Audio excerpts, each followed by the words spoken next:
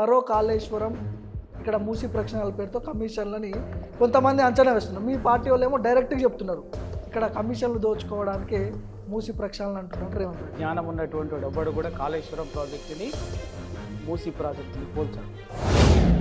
BJP నాయకులు అంటున్నారు అప్పుడేమో కేసీఆర్ కాళేశ్వరం పేరుతో 1,00,000 కోట్లు దోచుకున్నాడు, ఇప్పుడు అదే ముందే చెప్తున్నా, కాళేశ్వరంతో పోల్చడం అన్నదే తప్పు. ఫస్ట్ అది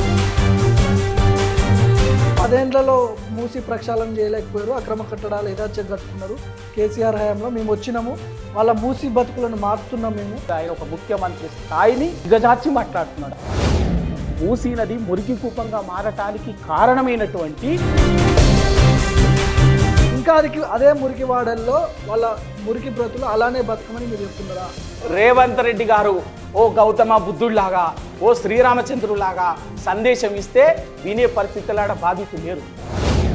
మేము వాళ్ళు ఉద్ధరిస్తున్నాం, ఏదో మానవీయ అనేటువంటి పెద్ద పెద్ద మాటలు మాట్లాడే అర్హత, హక్కు రేవంత్ రెడ్డికి లేదు. వాళ్ళ ఆ మాట అనేటటువంటి వాడు ఎవడైనా కానీ, ఆ మాట అనేటటువంటి వాడు ఎవడైనా కానీ సిగ్గుండాలి. ఆ యూట్యూబ్ ఛానల్స్ అడ్డం పెట్టుకుని నువ్వు అధికారంలోకి వచ్చినావు.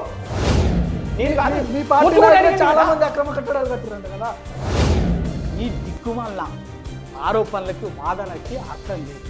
ఎందుకు అంటే, నమస్తే, తెలంగాణ రాజకీయాలన్నీ కూడా మూసి చుట్టూ తిరుగుతున్నాయి. మూసి ప్రక్షాళన చేస్తామని ఒకవైపు కాంగ్రెస్ పార్టీ నాయకులు చెప్తున్నారు, మూసి పేరుతో కమిషన్లు దోచుకుంటున్నారని బీఆర్ఎస్ పార్టీకి సంబంధించిన నాయకులు అంటున్నారు. ఇవన్నీ డిస్కస్ చేద్దాం. నాతో పాటు పల్లె రవికుమార్ గౌడ్ ఉన్నాడు, బీఆర్ఎస్ నేత. అన్న ముందుగా నమస్తే. నమస్కారం. అంటే రాజకీయ విశ్లేషకులు ఏమంచనా వేస్తున్నారంటే మరో కాళేశ్వరం ఇక్కడ మూసి ప్రక్షాళన పేరుతో కమిషన్లని కొంతమంది అంచనా వేస్తున్నారు. మీ పార్టీ వాళ్ళు ఏమో డైరెక్ట్గా చెప్తున్నారు ఇక్కడ కమిషన్లు దోచుకోవడానికి మూసి ప్రక్షాళన అంటున్నారు రేవంత్ రెడ్డి. ఏంటి అసలు మిమ్మల్ని మీరు వ్యతిరేకిస్తున్నారా ప్రక్షాళనని? ఇంకా అందులోనే వాళ్ళని ఉండమంటారా మూసి బాధితుల్ని? ఎట్లా? ముందుగా కాళేశ్వరంతో పోల్చడం అనేది మూర్ఖత్వం. బుద్ధి జ్ఞానం ఉన్నటువంటి వాడు కూడా కాళేశ్వరం ప్రాజెక్టుని మూసి ప్రాజెక్టుని పోల్చాడు. కాళేశ్వరం అనేది తెలంగాణ లక్షల ఎకరాలకు సాగునీరు ఇచ్చేటటువంటి బహుళార్థక సాధక ప్రాజెక్టు. సాగునీరు, ఇరిగేషన్తో పాటు ఫిషింగు, ఇట్లా టూరిజము, ఇవన్నీ రకరకాల ఒక బహుళార్థక సాధక ప్రాజెక్ట్. అది ఒకటి. లక్షల ఎకరాలకు ఇచ్చేట తెలంగాణకు గోదావరి జలాలను పూర్తిగా ఉపయోగించుకోవడం, సాగునీరు, తాగునీరు, మొత్తం అనేక ప్రయోజనాలకు ఉద్దేశించినటువంటిది. కొన్ని లక్షల మందికి ప్రత్యక్షంగా దాన్ని ఉపయోగం ఉండేటటువంటిది. మూసీ ప్రాజెక్టు, సాగునీరు, కాళేశ్వరం ప్రాజెక్టుని మూసీతో పోలుస్తారా? మూసీ ఎవరి ప్రయోజనాల కోసం, ఏ ప్రయోజనం ఆశించి? మూసీ అనేది ఖచ్చితంగా ఆ నదిని ప్రక్షాళన చేయాల్సి. బీజేపీ నాయకులు అంటున్నారు అప్పుడేమో కేసీఆర్ కాళేశ్వరం పేరుతో 1,00,000 కోట్లు దోచుకున్నాడు, ఇప్పుడు అదే ముందే చెప్తున్నా, కాళేశ్వరంతో పోల్చడం అన్నదే తప్పు. ఫస్ట్ అది కాళేశ్వరంతో పోల్చడం అనేది తప్పు. కాళేశ్వరము ఖచ్చితంగా లక్షల మంది తెలంగాణ రైతాంగము ప్రజల కన్నీటి గోసను తీర్చడానికి ఉద్దేశించినటువంటి ప్రాజెక్టు. ఇది ఆ మాట మాట్లాడేటటువంటి వాళ్ళకి ఆ కాళేశ్వరం గొప్పతనం అనేది ఇప్పుడు అర్థం కాదు, ఎప్పటికీ అర్థం కాదు. రాజకీయాల కోసం మాట్లాడారు. ఖచ్చితంగా 16 లక్షల ఎకరాల నూతన ఆయకట్టు, ఇంకో 16 లక్షల స్థిరీకరణ ఉంటుంది. ఏ ప్రాజెక్ట్ అయినా, సాగునీటి ప్రాజెక్టు ఏ ప్రాజెక్ట్ అయినా కూడా మొదలుపెట్టిన ప్రారంభమైన మరుసటి రోజే వెంటనే దానికి సంబంధించినటువంటి టార్గెట్ పూర్తిగా మొత్తం ఆయకట్టు సాగులోకి రాదు. అది నాగార్జున సాగర్ విషయంలో తీసుకుని అదే జరిగింది. బాక్రా నంగల్ విషయంలోనూ అదే జరిగింది. శ్రీరామ్ సాగర్ ప్రాజెక్టు, పోచం పాడు ప్రాజెక్టు విషయంలో అదే దశల వారిగా ఆ స్టేజ్కి ఒకరి కోసం మొదలైన తర్వాత మొత్తంగా 36 లక్షల ఎకరాలకు సాగునీటికి ఇచ్చేటటువంటిది. తాగునీరు, పారిశ్రామిక అవసరాలు, సాగునీటి, తాగునీటి, పారిశ్రామిక అవసరాలకు ఉద్దేశించినటువంటిది. తర్వాత మత్స్యశాఖ ఇవాళ ఎట్లా సాధ్యమైందండి?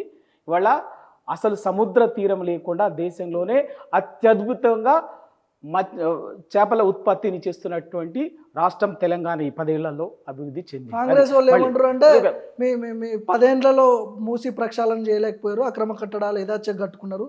కేసీఆర్ హయాంలో మేము వచ్చినాము, వాళ్ళ మూసి బతుకులను మార్చుతున్నాం మేము. దీనికి వాళ్ళు కొన్ని యూట్యూబ్ ఛానళ్ళు పెట్టి మా మీద విష ప్రయోగం చేస్తున్నారని రేవంత్ రెడ్డి స్వయాన మాట్లాడుతున్నాను నేను. రేవంత్ రెడ్డి మాటలకి ఇవాళ ఏ తెలంగాణ రాజకీయాల్లో చిన్న పిల్లలు కూడా రేవంత్ రెడ్డి వ్యవహార శైలి మాట్లాడుతున్న భాష విషయంలో కానీ లేకపోతే కాంటెక్స్ట్ విషయంలో కానీ అసలు దాన్ని ఎవరు అంగీకరించే పరిస్థితులు లేదు. ఆయన ఒక ముఖ్యమంత్రి స్థాయిని దిగజార్చి మాట్లాడుతున్నాడు. ఆయన మాట్లాడేది పచ్చి అబద్ధాలు, మొత్తం ఎదుటి వ్యక్తిని కవ్వించి రెచ్చగొట్టేటటువంటి వ్యవహారమే తప్ప ఇంకేం లేదు. మూసి అనేది ఇవాళ మూసి ప్రక్షాళన అన్నది ఇవాళ కేసీఆర్ గారు కూడా తెలంగాణ ప్రభుత్వంలో కూడా కేసీఆర్ గారు కూడా దానికి సంబంధించినటువంటిది ప్రాజెక్టుకు రూపకల్పన చేయడం జరిగింది. ఇవాళ కాదు మూసి ప్రక్షాళన అన్నది, ఇవాళ కాదు 1990ల నుంచి మొదలైంది, అనేక దశల్లో మొదలైంది. దానికి సంబంధించినటువంటిది చాలా సందర్భాల్లో ఎక్సర్సైజ్ జరిగింది. తెలంగాణలో కూడా దానికి సంబంధించినటువంటి ఒక ప్రయత్నం పూర్తిగా ప్రాజెక్టు రూపకల్పన కూడా జరిగింది. 16,000 కోట్లతో మాత్రమే రూపకల్పన చేసి దానికి ఆ విధంగా చేసినట్టయితే వెంటనే ఉన్న సమస్య ఏంటంటే మూసీకి ఇవాళ ఒక్కరోజు కాదు, ఇవాళ దాంట్లో వచ్చినటువంటి సమస్య ఏంటంటే కొన్ని లక్షల మంది మూసి పరిసర ప్రాంతాల్లో వాళ్ళు ఇళ్ళు నివాసాలు స్థిర నివాసాలు ఏర్పరచుకొని వాళ్ళ బ్రతుకొని దాని చుట్టూ ఏర్పరచుకొని బతుకుతున్నటువంటి వాళ్ళు కొన్ని లక్షల మంది ఉన్నారు. అది సమస్య వస్తుంది, అది అవుతున్న ఉద్దేశంతో దానికి ప్రత్యామ్నాయంగా ఎవరికి నష్టం చేయకుండా ఆ నదిని ప్రొటెక్ట్ చేస్తూనే ప్రక్షాళన చేయాలి. ప్రక్షాళన అంటే ఏంటిది? మొత్తం మీరు అందరినీ లక్షల మంది ఉసురు పోసుకోవడం కాదు.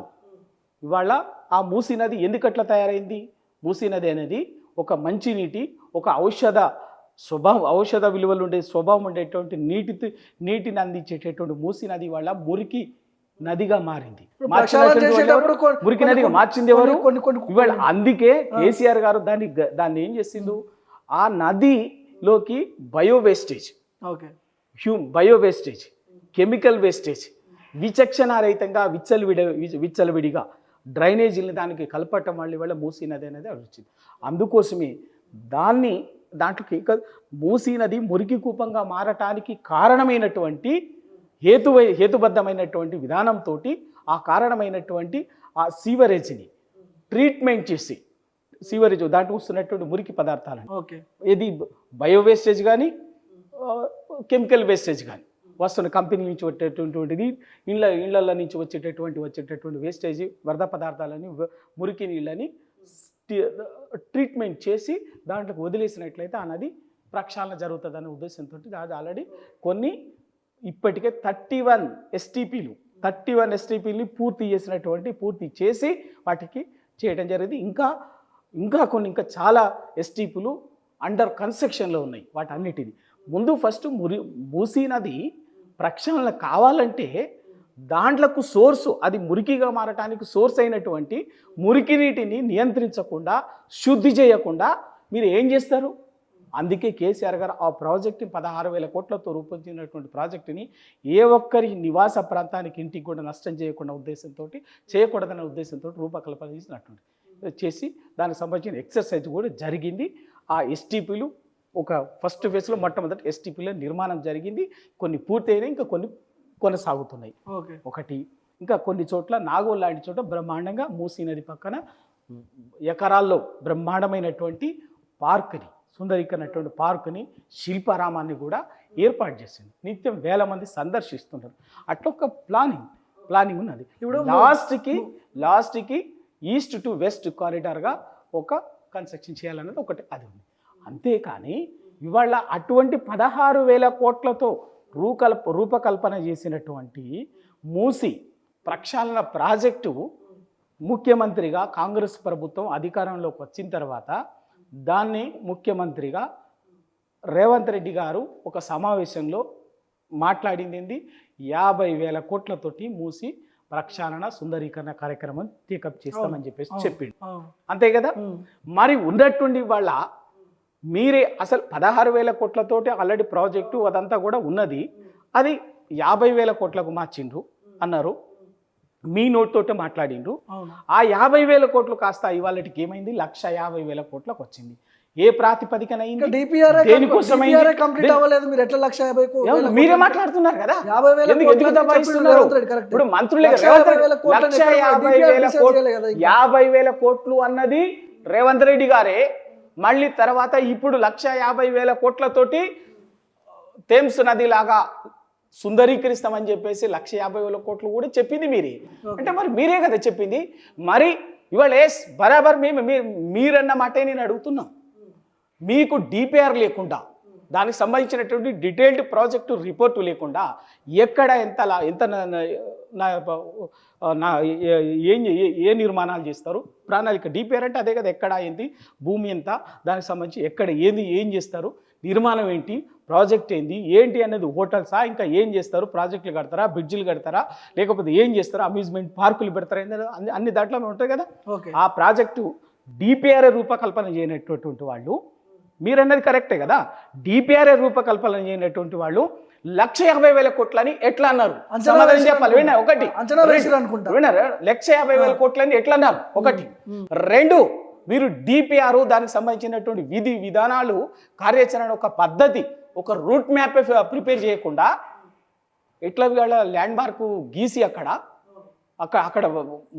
మార్కింగ్ చేసుకుంటా, రెడ్ మార్కింగ్ వేసుకుంటా, ఏది రివర్ బెడ్ అని, ఇంకోటి బఫర్ జోన్ అని, ఎఫ్టిఎల్ అని, మీరు ప్రజల్ని రాత్రి బెదిరించి, తెల్లవాళ్ళకి బెదిరించి ఎట్లా పంపిస్తారండి? ఏం చట్టం లేదా ఈ దేశంలో? చట్టంలో లేదా? చట్టం లేదా? రాజ్యాంగం లేదా? ప్రక్షాళన చేసేటప్పుడు కొన్ని ఇల్లు పేదల కూలుస్తారు, మళ్ళీ వాళ్ళని వేరే అపార్ట్మెంట్లకు, డబుల్ బెడ్రూమ్లకు షిఫ్ట్ చేస్తాం, వాళ్ళకు తగిన పరిహారం మేము చెల్లిస్తామని రేవంత్ రెడ్డి చెప్తున్నాడు. ఇక్కడ వాళ్ళని ఇబ్బంది పెట్టినట్టు ఎట్లయితుంది అంటే నా ప్రశ్న ఇంకా అదే మురికి వాడల్లో వాళ్ళ మురికి బ్రతులు అలానే బతకమని మీరు చెప్తున్నారా? భార్గవ్ గారు, రేవంత్ రెడ్డి గారు ఓ గౌతమ బుద్ధుడిలాగా, ఓ శ్రీరామచంద్రులాగా సందేశం ఇస్తే వినే పరిస్థితులాడ బాధితులు లేరు. వాని ఇల్లు కాలింది, వాడు 3 నెలలుగా మీరు హైడ్రా పేరు మీద, మూసి ప్రక్షాళన పేరు మీద లక్షల మంది ప్రజలకి నిద్ర లేకుండా భయకంపితులు చేసి వాళ్ళ పరిపాలన చేస్తున్నారు. రాత్రే మార్కింగ్ చేస్తారు, తెల్లారకల్లా వాళ్ళ నిద్ర నుంచి లేవక ముందే ఇంటి మీదికి పోయి బుల్డోజర్లు జేసీబీలను తీసుకుపోయి కళ్ళ ముందు వాడి గుండెల్లో, ఇల్లును కాదు గులుస్తున్నది, వాళ్ళ బతుకును గులుస్తున్నారు. గుండెల్లో బుల్డోజర్లు దించి ఒక మూసీలో హైడ్రా పేరు మీద, మూసీ సుందరీకరణ పేరు మీద పేద మధ్యతరగతి, దిగువ మధ్య తరగతి వాళ్ళ గుండెల్ని చీల్చి రక్తం బారించే పని చేస్తున్నారు. మీరు ఏదో మేము వాళ్ళ ఉద్ధరిస్తున్నాం, ఏదో మానవీయ అనేటువంటి పెద్ద మాటలు మాట్లాడే అర్హత, హక్కు రేవంత్ రెడ్డికి లేదు. వాళ్ళ ఒక్కసారి ఆ బాధిత ప్రాంతాల్లో నేను రోజు తిరుగుతున్నా. ఆ బాధిత ప్రాంతాల్లో ఆరోగ్యం కాపాడడానికే అదే చెప్తున్నాను. అటువంటి ఆరోగ్యం గురించి ఇవాళ వాడిని ఉసురు పోసుకొని వాళ్ళ ఇళ్ళని ఒక్కటి కాదు మీరు చెప్పేది, అక్కడి నుంచి మొదలు పెట్టుకొని ఎక్కడైతే మీరు మొదలుపెట్టినటువంటి హైదర్ షా కోట్ పైన నుంచి డౌన్లో ఉన్నటువంటి గట్కేసర్, దాదాపు నాగోల్ కింద వరకు మొదలుపెట్టినటువంటి ప్రాంతాల్లో మీరు చెప్తున్నట్టుగా రేవంత్ రెడ్డి గారు చెప్తున్నట్టుగా ఒక్క మూసీలో ఉన్నటువంటి పేదలు మురికి వాడలే లేవు. మంచి సుందరమైనటువంటి, మంచి well developed, well gated communities అయినటువంటి కాలనీసు, అపార్ట్మెంట్స్, హై పొటెన్షియల్ లైఫ్ని గడిపేటటువంటి మనుషులు ఉన్నటువంటి కాలనీస్ కూడా ఉన్నాయి. మేము తిరిగాం, ఊరికే కాదు, సెక్రటరియట్లోనో లేకపోతే 4 గోడల మధ్యనో కూర్చొని ప్రెస్ మీట్లో, లేకపోతే ఎదుటి కవ్వించే మాటలు మాట్లాడలే మేము ఫీల్డ్లో తిరుగుతున్నాం. వాళ్ళ బాధితులు, వేల మంది బాధితులు స్వచ్ఛందంగా అర్థనాదాలు, వాళ్ళ అక్రందనలు ఆ మాట అనేటటువంటి వాడు ఎవడైనా కానీ సిగ్గుండాలి. మనిషి అనేటటువంటి వాడు, రాజకీయం చేసినటువంటి ఒక లీడర్ అనేటటువంటి వాడికి ఆ మాట రావద్దు. ఆ యూట్యూబ్ ఛానల్స్ అడ్డం పెట్టుకుని నువ్వు అధికారంలోకి వచ్చినావు. ఆ యూట్యూబ్ ఛానల్స్ అధికారం పెట్టుకునే నీ ఇమేజ్ బిల్డప్ చేసుకున్నావు. నువ్వు ప్రభుత్వం మీద, అంతకుముందు ఉన్నట్టు కేసీఆర్ మీద, ప్రభుత్వం మీద విషయం దక్కి తెలంగాణ వ్యతిరేక శక్తులకు తొత్తులుగా పనిచేసినటువంటి వాళ్ళు మీరు యూట్యూబ్ ఛానల్, రైట్? నీకు ఆ యూట్యూబ్ ఛానలే కావచ్చు, మేరే ఛానలే కావచ్చు, ఇంకెవరైనా వాళ్ళు పరిధి దాటో లేకపోతే చట్ట పరిధికి మించి పొరపాటు చేస్తే శిక్షించే అధికారం ప్రభుత్వానికి ఉంది. ఈ యూట్యూబ్ ఛానల్ నీకు అవసరం వచ్చినప్పుడు గవే కదా నిన్ను కాపాడింది. వాటిని అడ్డం పెట్టుకునే కదా నువ్వు రాజకీయం చేసింది. వాటిని అడ్డం పెట్టుకునే కదా నీ పార్టీ అధికారంలోకి వచ్చింది. ఇవాళ వాటిని ఎందుకు తప్పుపడుతున్నావు? ఎస్, నియంత్రించేది ఉంటే ఓ చట్టం ఫ్రేమ్లో నియంత్రించండి, ఒక పద్ధతి రూపొందించండి, ఒక విధి విధానాలు రూపొందించండి, తప్పలేదు. ఓకే, ఏదైనా నీకు ఇలా బాధితులు నా ఇల్లు కూలుస్తుండ్రు, అయ్యో నన్ను అని చెప్పేసి వీని ఇంట్లో మనువయ్యా అని చెప్పేసి ఏ బాటలతో మాట్లాడుతున్నాం మనం చూస్తున్నాం. మాట్లాడితే ఆ బాధితుడిని కిరాయికి 5,000 ఇచ్చి 5,000 తీసుకొని వచ్చేసి బాధితులు మాట్లాడుతున్నారు అని చెప్పేసి ఒక మంత్రి మాట్లాడతారు. బుద్ధి ఉండాలి. కొంతమంది స్వచ్ఛందంగా పోతున్నారు కదా, మా బతుకులు మురికవాడలో ఉన్నాయి, వినండి. వాళ్ళ బాధితుల తరఫున మాట్లాడేటటువంటి వాళ్ళని గొంతు విప్పేటటువంటి వాళ్ళని రెచ్చగొడుతుండంటారు. మీరు ఒక్కసారి ముఖ్యమంత్రి గారు తాబేదారులు, మంత్రులు ఒక్కసారి ఆ బాధిత ప్రాంతాల్లో తిరగండి. ఏం చేసి ఉండాలి మీరు? నిజంగా ఇంతమంది మనుషులని డిస్ప్లేస్ చేస్తున్నప్పుడు, ఇన్ని కుటుంబాలని డిస్ప్లేస్ చేస్తున్నప్పుడు ఏం చేయాలి ప్రభుత్వం? ఏం చేసి ఉండాలి మీరు? మీరు చెప్తున్నటువంటి 15,000 కుటుంబాలు కాదు, 15,000 కేవలం మీరు చెప్తున్నటువంటి లెక్కలు కాదు. ఇవాళ లక్షల్లో ఉన్నది, నేను లక్షల్లో ఉన్నటువంటిది ఆ సంఖ్య. Middle class, upper middle class, lower middle class, poor, వీళ్ళెవ్వరు కూడా కబ్జాలు చేసి కట్టుకోలే. మీరంటున్నటువంటి ఒక 10% అక్కడ ఉన్నటువంటి కూలీనాలు కష్టం చేసుకునేటటువంటి వాళ్ళు, చిన్న కంపెనీలలో పనిచేసుకునేటటువంటి వాళ్ళు, రోజువారీ లేబర్గా పనిచేసేటటువంటి వాళ్ళు, స్లమ్స్లుగా ఓ స్టేజ్లో ఒకనాడు గుడిసెలు వేసుకున్న తర్వాత 2 రేకులు వేసుకొని ఇల్లు కట్టుకొని ఉంటున్నటువంటి వాళ్ళు. కానీ మోస్ట్ ఆఫ్ దెమ్ ఇవాళ ఎఫెక్టెడ్, మూసీ సుందరీకరణలో మోస్ట్ ఆఫ్ దెమ్ ఎఫెక్ట్ అవుతున్నటువంటి వాళ్ళు 40-50 సంవత్సరాల క్రితమే కూడా లేఅవుట్లు అప్రూవల్ చేసింది, హుడా లేఅవుట్లు ఇచ్చింది. ఆ హుడా లేఅవుట్లలో వాళ్ళు ప్లాట్లు కొనుక్కొని 200 గజాలు 300 గజాలు కొనుక్కొని రిజిస్టర్ చేసుకొని ఎప్పుడో 40-50 సంవత్సరాల క్రితం నుంచే ఇండ్లు కట్టుకున్నటువంటి వాళ్ళు. కట్టుకొని 40-50 ఏళ్ల నుంచి వాళ్ళకు రోడ్లు వేసిండ్రు, డ్రైనేజ్ వేసిండ్రు, వాళ్ళకు పవర్ సప్లై, వాటర్ సప్లై ఇవన్నీ కూడా చేసుకుంటూ వాళ్ళు హ్యాపీగా బతుకుతున్నటువంటి వాళ్ళు. ఇవాళ మీరు ఈ క్షణం వరకు, మొన్న హైకోర్టు ఏం చెప్పింది? రైట్, పోనీయండి, పార్టీస్ పక్కకు పెట్టండి. పార్టీస్ అంటే రాజకీయం చేస్తున్నాయి, బాధితులను రెచ్చగొడుతున్నాయి, డబ్బులు ఇచ్చి మాట్లాడిస్తున్నాయి. మరి వీళ్ళకి పార్టీలకు సమాధానం చెప్పక్కర్లే, హైకోర్టుకు సమాధానం చెప్పండి. హైకోర్టు ఏమడిగిందో వాటికి సమాధానం చట్టబద్ధత ఏంది? అసలు మీకున్న చట్టబద్ధత ఏంది? ఇప్పటి వరకు మీరు FTL ఫిక్స్ చేయలేదు, ఇప్పటి వరకు బఫన్ జోన్ ఫిక్స్ చేయలేదు, ఇప్పటి వరకు మీకు DPR లేదు, ఏమీ లేకుండా, మీకే స్పష్టత లేకుండా ఎట్లా అక్కడి నుంచి తరలిస్తారు, ఎట్లా కూల్చేస్తారు అని చెప్పేసి మాట్లాడింది. నీలేసి అడిగింది, దానికి సమాధానం చెప్పండి. అంటే రాజకీయ పార్టీలు బాధితులని రాత్రే రోడ్డు మీద పడేస్తారు, బాధితులు ఉసురు పోసుకుంటారు. వాడు బాధితుడు కాదు, ఎవడో పైసలు ఇస్తే ఉర్లిండు అని కడిపొచ్చింది చెప్పేసి అంటారు.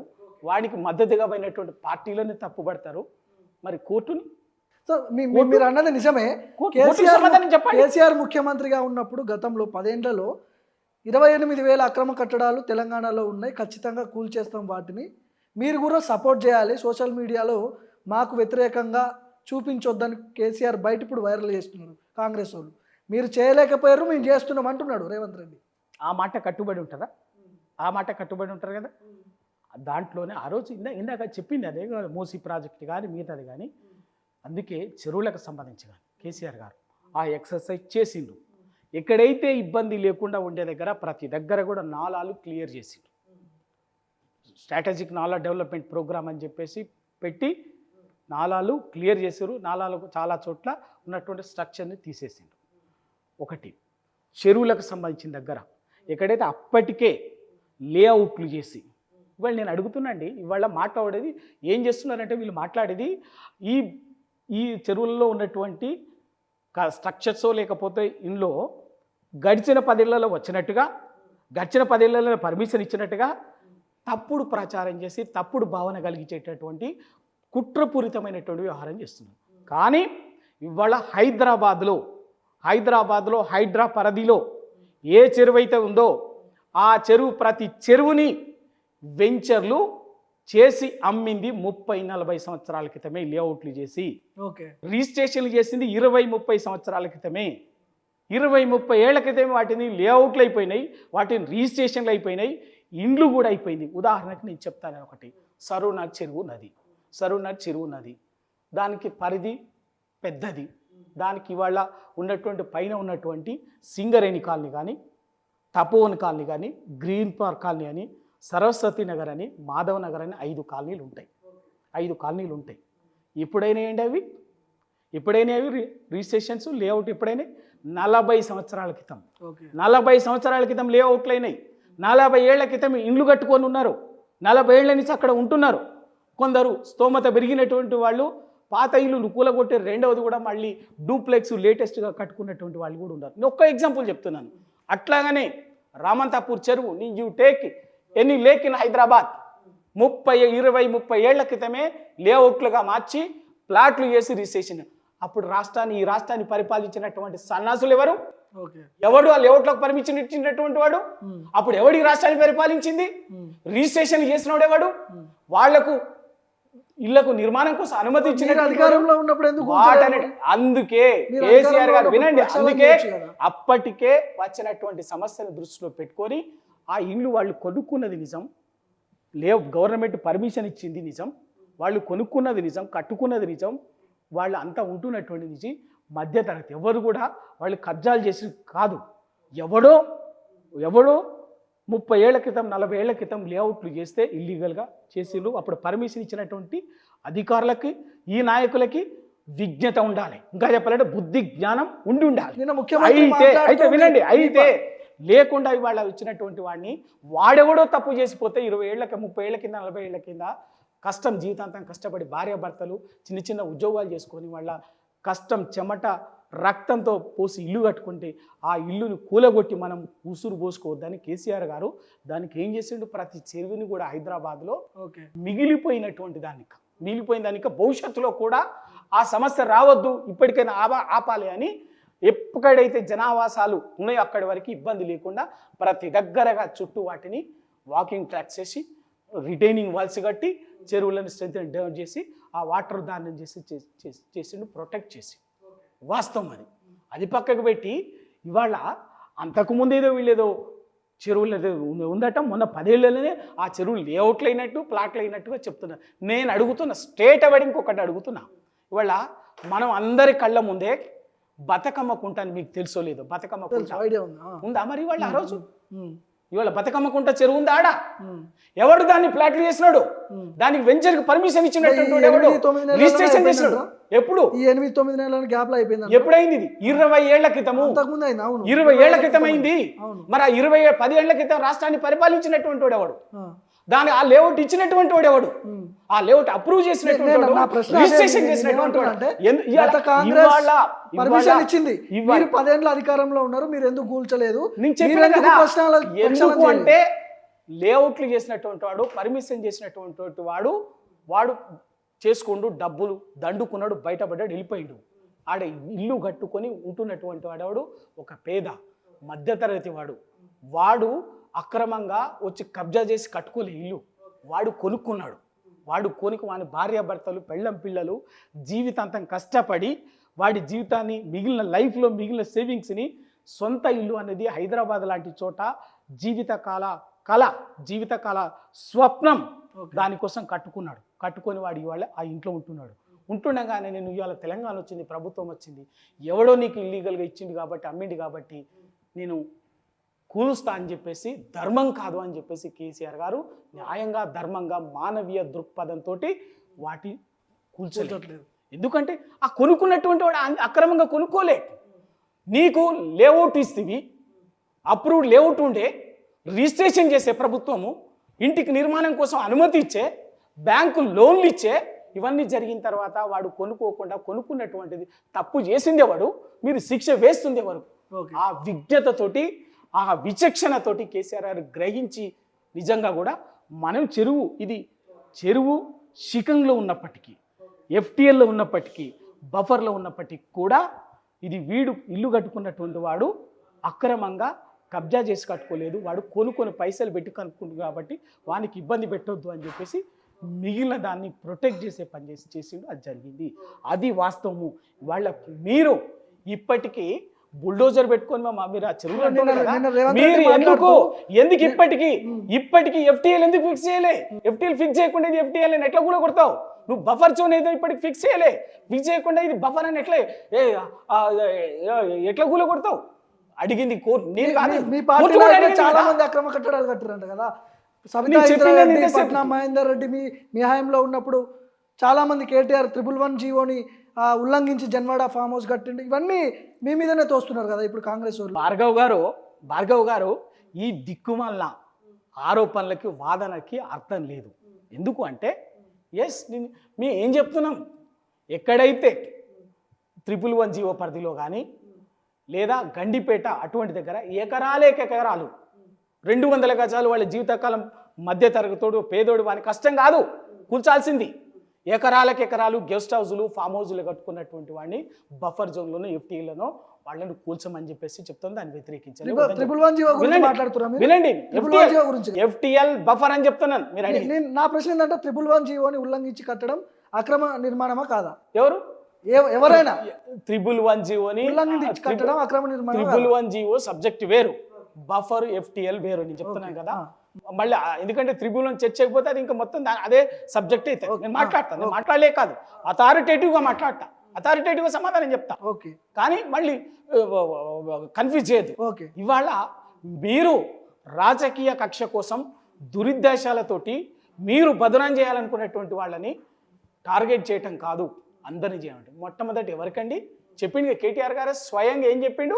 మీ రెవెన్యూ మంత్రిది ఉన్నది అక్కడ, ఎకరాల్లో ఉన్నది. ఆ రెవెన్యూ మంత్రి సోదరుడిది ఉంది. మీ పార్టీ ఎమ్మెల్యేలు ఉన్నాయి, పెళ్లి చెప్పింది కేవీ రామచంద్రరావు ఉన్నాయి, ఇవన్నీ ఉన్నాయి. ఇవన్నీ కూల్చండి. వాళ్ళే చెప్తున్నారు కదా, ప్రెస్ మీట్లు పెట్టి కూల్ చేసుకోండి, బఫర్ ఎఫ్టీఎల్ చేసుకోండి. ఎవడు కూల్చాలి? పొంగులేటి శ్రీనివాస్ చెప్తున్నాడు. అరే ఏం మాట్లాడుతున్నాడు? చెప్తున్నాడు ఎవరు కూల్చాలి? నువ్వు కూలుస్తావా, నేను కూలుస్తానా? నువ్వు కూలుస్తావా? ప్రభుత్వం నువ్వు నడుపుతున్నావా, నేను నడుపుతున్నానా? మాట్లాడటానికి అర్థం లేదు. హైడ్రా అధికారులు వేరు, ప్రభుత్వం వేరు కదా. హైడ్రా ఎవడు? ఇది వచ్చింది కదా. హైడ్రా అంటే ఏమన్నా అమెరికా నుంచి రాలే. మనం పూర్తి బాధ్యతలు ఏవి రంగనాథ్ గారు అది ప్రభుత్వ ఆస్తుల పరిరక్షణ కోసం ప్రభుత్వం ఏర్పాటు చేసినటువంటి సంస్థ. It is part and partial of the government, not above the government. It is part and partial of the government. నీ డైరెక్షన్ ఇచ్చి అది చేపించండి. మరి మీకు హైడ్రా, నీకు ఇదే మీరు చెప్పిందే, మీరు చెప్పినటువంటి ఎఫ్టీఏలు బఫర్లు అంటున్నటువంటిదే స్వయంగా ముఖ్యమంత్రి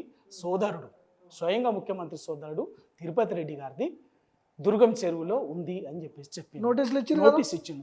మరి పేదోడికి ఏమో మిద్దె తరగతికో నోటీస్ ఇవ్వకుండా తెల్లారికల్లా రాత్రే వాడి ఇంటి మీదకి వాడు లేవకముండే పళ్ళు దుమ్ముకోకుండానే ఇంటి మీదకి పోయి బుల్డోజర్ తీసుకుపోయి నిర్దాక్షిణ్యం కూల్చేసి పిల్ల జల్లాన్ని చూడకుండా రోడ్డు మీద పడేస్తున్నటువంటి మీరు మీ ఇంత తెలిసినటువంటి మరి మీకు ఎందుకు నోటీస్ ఇస్తారు?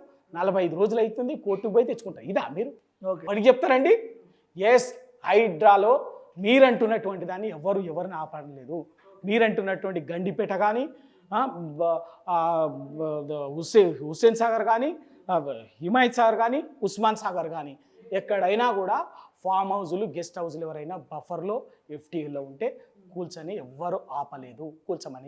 కూల్చడాన్ని వద్దని ఎవరు అనట్లేదు. మీ పేర్లు సోషల్ మీడియాలో ఇంత పెద్ద పోస్టులు పెడుతున్నారు కదా, పొద్దున్న లేస్తే హైడ్రా రేవంత్ రెడ్డి వస్తున్నాడు, కూలుస్తున్నాడు, పోతున్నాడు, పేద ప్రజల కన్ఫ్యూజన్ లేదా? అదే కదా ఖచ్చితంగా నేను చెప్తున్నది. సంపన్నుడిది రెండు ఒకటి చేసి చూడొద్దు. మీరు సంపన్నుడిని కాపాడుతున్నారు, ఫామ్ హౌస్ని కాపాడుతున్నారు, మీకోసం మీ వాళ్ళని ఎవరి జోలికి పోతలేరు.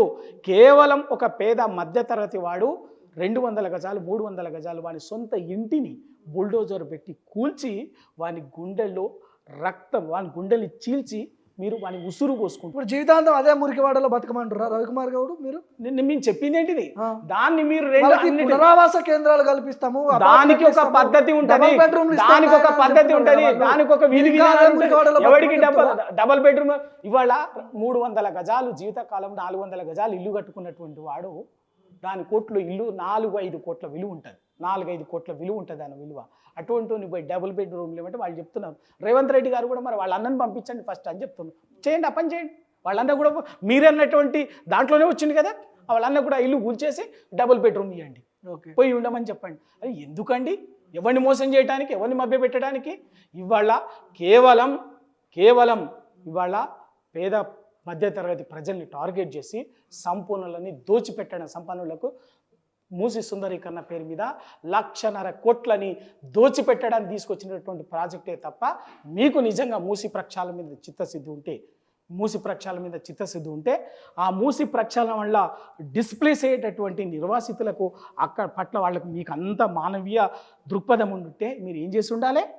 మొట్టమొదటగా అక్కడ మీ డిపిఆర్ తయారు చేసి ఎక్కడేమొస్తుంది, ఎవరి ఇల్లు ఎఫెక్ట్ అవుతున్నది, దాంట్లో మూసిలో ఇండ్లు కట్టుకున్నటువంటి వాళ్ళు ఎవరు, 2 కాలనీలు. ఇవాళ దిల్సుఖ్ నగర్, చైతన్యపుర ఆ ప్రాంతంలో 40 నుంచి 50 సంవత్సరాలుగా కాలనీసు, బ్రహ్మాండమైన కాలనీసు, మారుతి నగరు, న్యూ మారుతి నగరు, నాగేశ్వరరావు నగరు, ఆ పేర్లు నాకు అన్ని పేర్లు తెలియదు.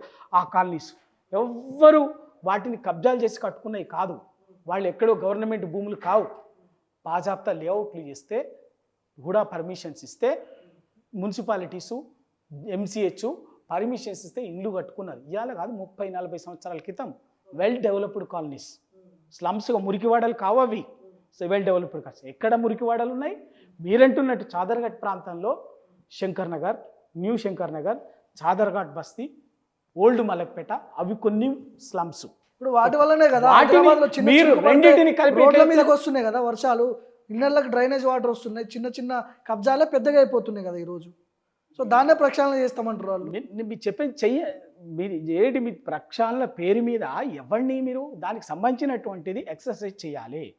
ఇది ప్రాజెక్టు, ఈ ప్రాజెక్టులో బ్రిడ్జ్ ఇక్కడ వస్తుంది, దీనికోసం ఇంత తీసుకుంటున్నాము, ఇక్కడ పోతుంది, ఇది పోతున్నటువంటి వాళ్ళల్లో పేదవాడేవాడు ఒరిజినల్ కొనుక్కొని కట్టుకున్నటువంటి మధ్యతరగతి వాడి ఇల్లు ఏది, ఇంకా ఇల్లు అనేది తీసి వానికి పేదోడికి ఎట్లా సహాయ పునరావాసం చేయాలి, మిడిల్ క్లాస్ వాడు కొని కట్టుకున్నటువంటి వానికి ఎట్లా R&R ఇవ్వాలి, ఇవన్నీ కూడా పెట్టి మాట్లాడి అక్కడ స్థానికంగా కాలనీ అసోసియేషన్స్ ఉన్నాయి, పబ్లిక్ ఉన్నారు, విక్టిమ్స్, బాధితులతో మాట్లాడాలి, బాధితులతో సమావేశం పెట్టి ఒప్పించాలి.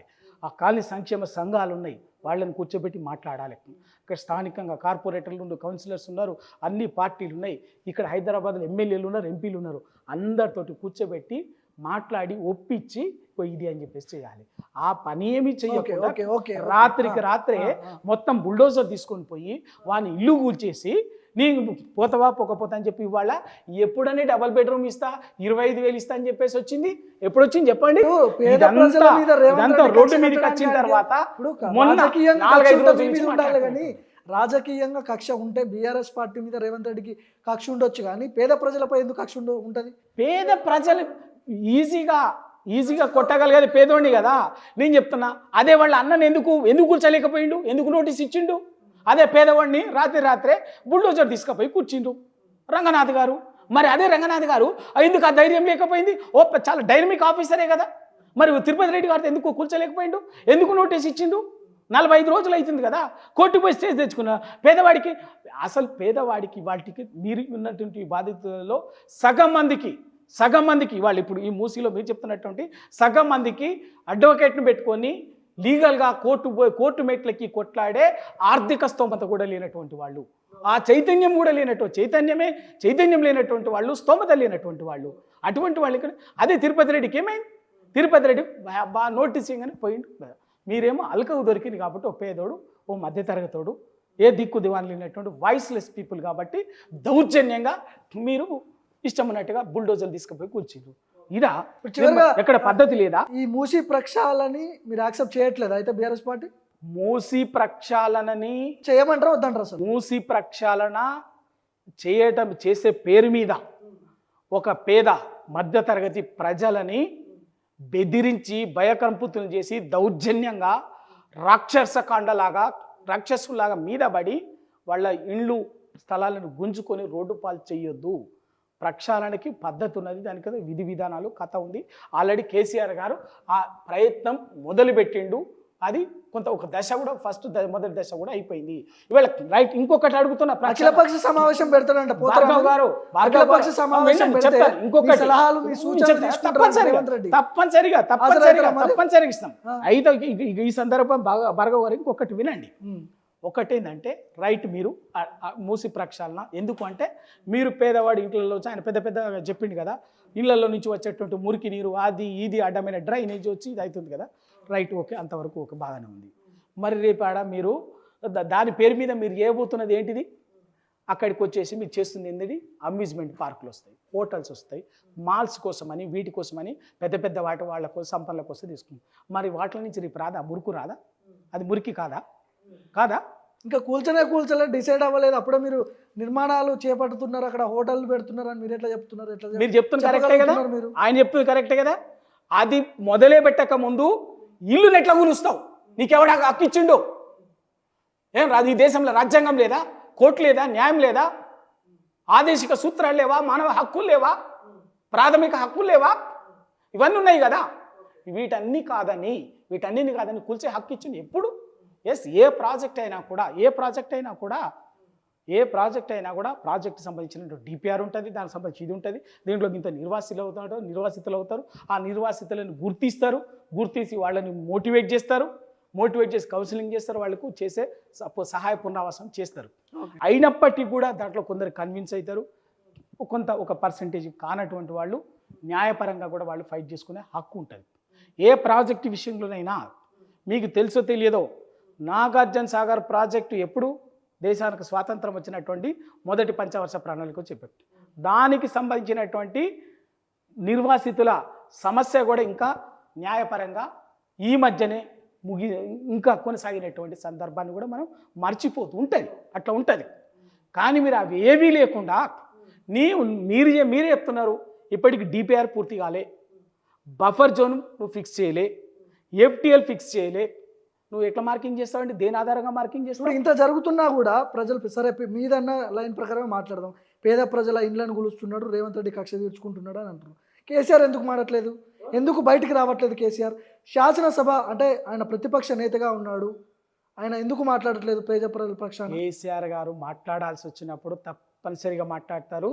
కేసీఆర్ గారు మాట్లాడినప్పుడు వీళ్ళ గుయ్యమనేటట్టుగానే మాట్లాడతారు. ఎంట్రీ ఎప్పుడు ఉంటుంది? కేసీఆర్ ఉంటుంది. ఇవాళ అంతకంటే ముందే కేసీఆర్ గారి కంటే ముందే కేసీఆర్ చేసే పనిని ఓ కేటీఆర్ గారు, ఓ హరీష్ రావు గారు టీఆర్ఎస్ పార్టీకి ఉద్యమం నుంచి ఎదిగి వచ్చినటువంటి అద్భుతమైనటువంటి నాయకత్వం ఉంది. ఎందుకు బాధితులే తెలంగాణ భవన్ తలుపు తట్టిండు, వేల మంది వచ్చి గోడు వెళ్ళబోసుకున్నారు. అయ్యా మమ్మల్ని కాపాడండి, మేము ఏదో అనుకొని ఓట్లేసిన పాపానికి మా బతుకులను కూలుస్తున్నారు, మా గుండెల్లో బుల్డోజర్లు దించుతున్నారు, రక్తం బారిస్తున్నారు అని చెప్పేసి మీరు వచ్చి కాపాడాలని. ఇంతమంది బాధితులు తెలంగాణ భవన్కి వచ్చినప్పుడు 10 ఏళ్ళు పాలించిన మాజీ ముఖ్యమంత్రి కేసీఆర్ ఎక్కడ కనపడట్లేదు ఎందుకు? మరి ఒక స్టేట్మెంట్ లేదు కదా, మీరు కేసీఆర్ రాష్ట్రం పట్ల బాధ్యత లేదా? ఎవరు ఆ పార్టీ? ఎందుకు కేసీఆర్ గారు నా సైన్యమే కదా, ఇదంతా కేసీఆర్ గారి సైన్యమే కదా. కేసీఆర్ గారు ఆదేశం లేకుండా మేమందరం పనిచేస్తున్నామా? కేసీఆర్ గారు మార్గనిర్దేశం లేకుండా పనిచేస్తున్నామా? కేసీఆర్ గారు బయటకు వచ్చినట్టే ఈ కాంటెక్స్లో తట్టుకునే శక్తి ఈ ప్రభుత్వానికి లేదు. ఖచ్చితంగా ఓ కేటీఆర్ గారు, బాధితులు హరీష్ రావు గారు, అందరం చైర్మన్లో, మాజీ ఎమ్మెల్యేలం, మాజీ చైర్మన్లం, మాజీ మంత్రులు అన్ని ప్రాంతాల బాధితుల దగ్గరికి పోయినాం. బాధితుల గోడు చూస్తుంటే దుఃఖం వస్తుంది. నిండు గర్భిణులు, చిన్న పిల్లలు, ముసలోళ్ళు, ముతకోళ్ళు వాళ్ళు మాట్లాడుతున్నట్టు తెలియజేస్తున్నటువంటి ఆక్రందన, ఆవేదన వాళ్ళకి అర్థం కాకపోతే, అర్థమైతే నిన్న రేవంత్ రెడ్డి గారు మాట్లాడింది కదా, ఆ విధంగా అర్థం కాలే. ఆయనకి ఎంతసేపు అంటే ఆయా అధికారం ఇచ్చినటువంటి మామూలుగానే స్వతహానే ఆయన అహంకారపూరితమైనటువంటి ఒక విజ్ఞత లేనటువంటి భాషతో మాట్లాడతాడు. ఇంకా దానికి అధికారం తోడు కావడంతో ఒక అదుపు లేకుండా ఒక ముఖ్యమంత్రి స్థాయిలో మాట్లాడాల్సినటువంటి భాష లేకుండా ఇష్టం వచ్చినట్టు మాట్లాడతాం. థ్యాంక్ యూ అండి, thank you Ravikumar Goud, thank you Bhargav.